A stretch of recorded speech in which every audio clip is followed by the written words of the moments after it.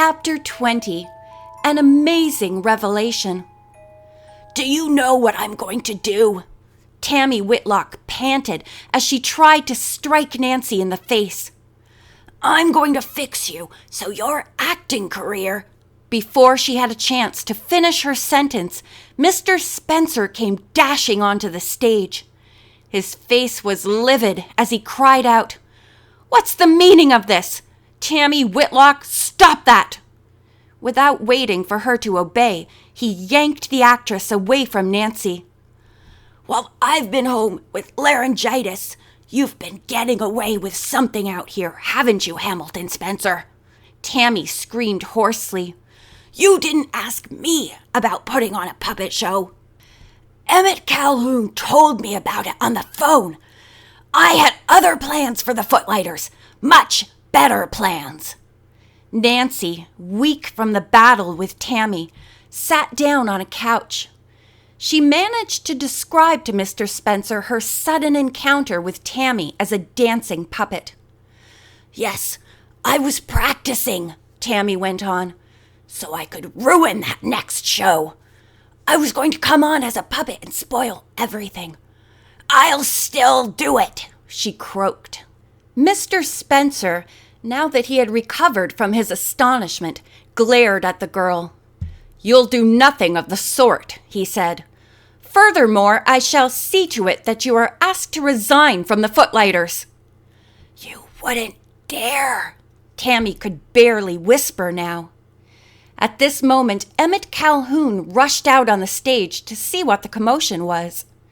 At once, Tammi flew at him, her eyes blazing, and said in a fierce whisper, "You're the one who started everything going wrong.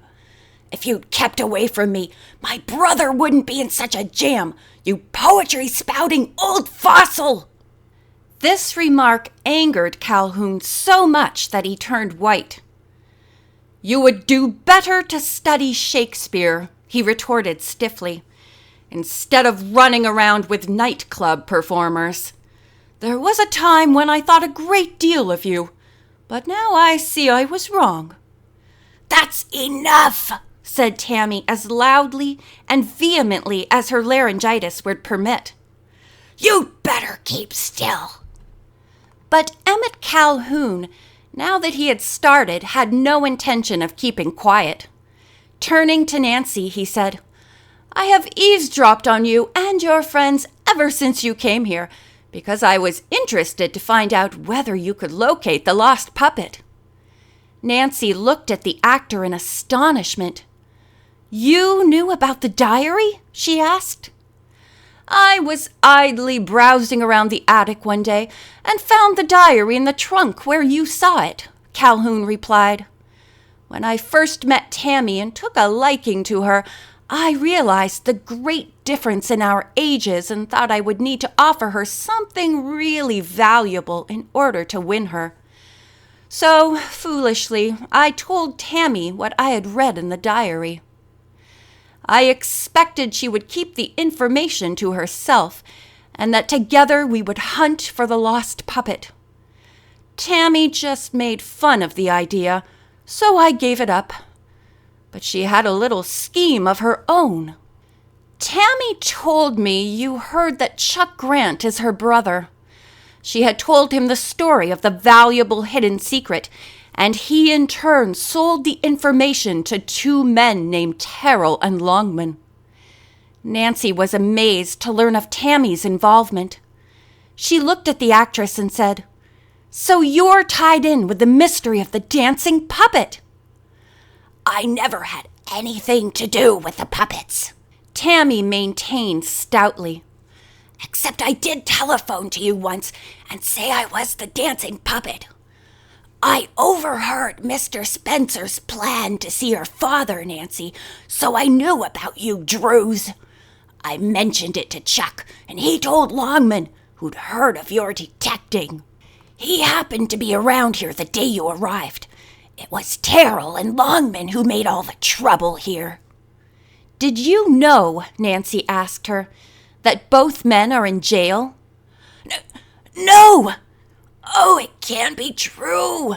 Tammi looked as if she were about to faint.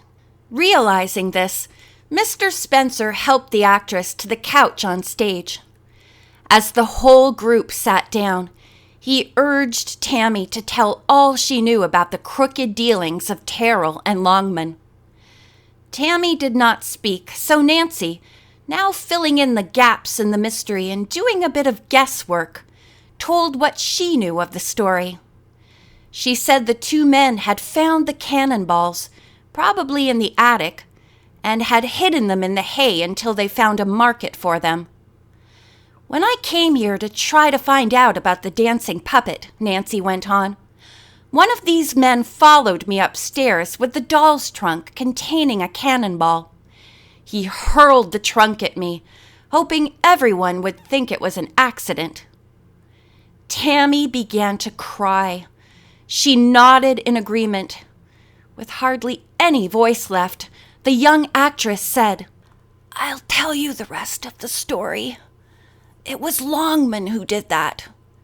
He later sold the cannonballs to a museum for a good price. He also persuaded me to make that witch phone call and to spy on you one night, but I didn't realize why. My brother Chuck is not a bad guy. He's just always in need of money." Tammi went on. Terrell and Longman had come to the Green Acres restaurant several times and became acquainted with Chuck. Once, when he needed some quick cash, they obliged him. After that, he seemed to be in their clutches. Finally, they asked him to help them with a necklace lifting racket. For a long time, I didn't realize what was going on. I'd go to the various other places where Chuck sang. During his breaks, he'd always talk about the expensive jewelry the women were wearing and ask me to point out someone with a real diamond necklace, or one of pearls or rubies, or other valuable stones. Then, in a little while, he would say he had to leave. I would go out to the car and wait for him. In a few minutes, Chuck would join me. After one of these singing engagements, he had slung his jacket over into the back seat of the car, and I saw a diamond necklace fall out of the pocket. When I demanded an explanation, he was forced to confess he was working with Terrell and Longman. Chuck would help distract the patron, while Terrell would cut the necklace from the patron's neck. Longman would gently lift it and, quick as a wink, drop it into Chuck's pocket. Then Chuck would leave. I begged my brother to get out of the racket, but he insisted he couldn't. The men had told him he was in too deep and that they would soon have enough money so all three could quit the racket before the police caught up with them. Tammi paused. Then she faced Nancy. "Believe it or not, I'm glad the whole thing is over. I've done nothing but worry for weeks. It has made me cranky and hard to live with. I hope all of you will forgive me. I suppose I'll be punished for my part in this thing, but as soon as I'm free again, I'm going to be strictly honest and go back to the legitimate stage." The others stared at her. "You aren't an amateur?" Calhoun cried out. Tammi shook her head. "In California, I had parts in stock companies. When I came east, my parents requested that I pretend to be an amateur. They didn't want me to be on the legitimate stage." Tammi buried her face in her hands. "Don't feel sorry for me. I deserve this. I just feel terribly sorry for my mother and father and aunt. They're going to be crushed when the news comes out." She rose from the couch. With Mr. Spencer and Emmet Calhoun walking on each side of her, she left the theater and went over to the mansion. Nancy learned later that the police had been notified to pick up Tammi and Chuck. Presently, the two actors returned to the theater. "We must get backstage," said Mr. Spencer. Nancy, we've used up all our rehearsal time, but to very good advantage." Nancy, still dazed by Tammy's confession, nodded. Then she said to Mr. Spencer, "Have the prisoners said where they found the puppets?" "In the attic," the actor answered. "The witch and the dancing girl were in a trunk, so evidently someone removed them from the closet a long time ago." Mr. Spencer said Chief McGinnis had also told him that Terrell and Longman finally had talked freely about the puppets. The two prisoners had said that they had used the dancer to scare residents away from the Van Pelt estate so they could make a more thorough search. Moreover, they had wanted to test the puppets mechanically so they could sell or rent them for a fancy price. "Nancy, when you discovered Pierrot, Longman was hiding in the attic. Later, he took the puppet. That means the fourth puppet, the special one, is still missing," said Nancy. "After the show tonight, let's hunt for it. I still want to know the valuable secret it contains." That evening's show was another overwhelming success. To make matters more interesting, Bess had been asked to play the part of a minor character. The girl who was to have taken the role had suddenly become ill. Bess, excited and happy, and looking extremely pretty, played the part well.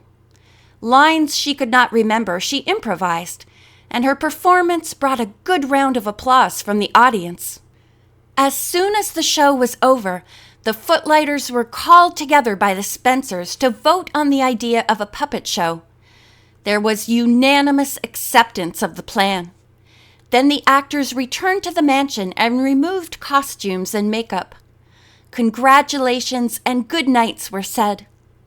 As soon as everyone had left, Nancy and the others living in the house hurried to the attic. "I have a hunch that the fourth puppet is hidden somewhere near the secret closet," Nancy said.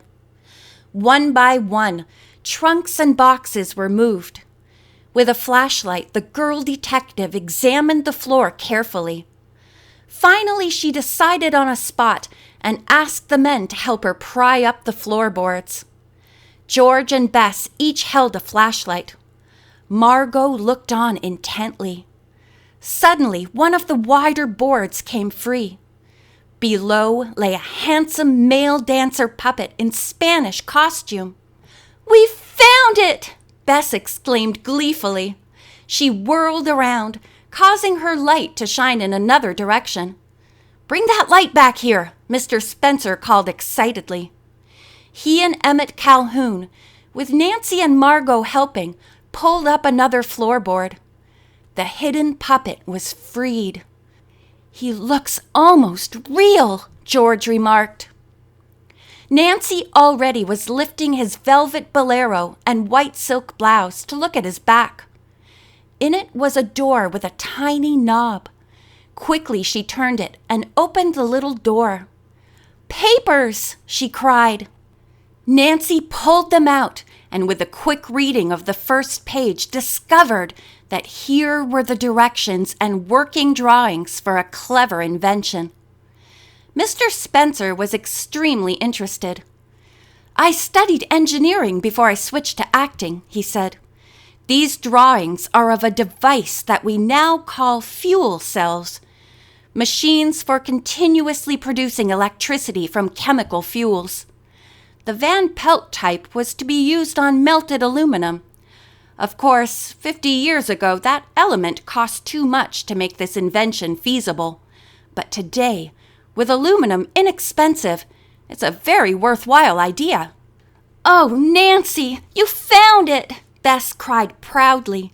"It's yours! You can sell it for a mint of money." Nancy smiled and shook her head. "This discovery belongs to the Footlighters, and any money it may bring will go to them." During the momentary silence following Nancy's announcement, the group in the attic heard a voice from downstairs calling, "Anybody home?" Quickly, Mr. Spencer descended the stairs, with the others at his heels. When they reached the main hall, everyone burst into laughter. There stood Chief McGinnis, grinning sheepishly. Under one arm, he was carrying the Pierrot puppet. Under the other, the witch. Behind him, just coming through the doorway, was Detective Doherty, lugging the dancing puppet. Chief McGinnis explained that the two missing puppets had been found in Terrell's apartment. Both had contained several pieces of valuable jewelry. Just as the explanation was finished, the front doorbell rang. Mr. Spencer opened the door. "Good evening, Mr. Trask," he said. "Come in." The actor introduced the caller as the owner of the puppet show, which would be presented in the theater a week from that night. Mr. Trask barely acknowledged the introduction. His eyes opening wide, he asked, "Where did these marvelous marionettes come from? If they're for sale, I want to buy them. How much are you asking for them?" Despite the fact that the caller was serious, the whole situation seemed so comical that everyone smiled. Emmet Calhoun threw back his head and gave a long, hollow laugh. Nancy looked at him in amazement. "You were the one who laughed behind the secret closet. How did you do it?"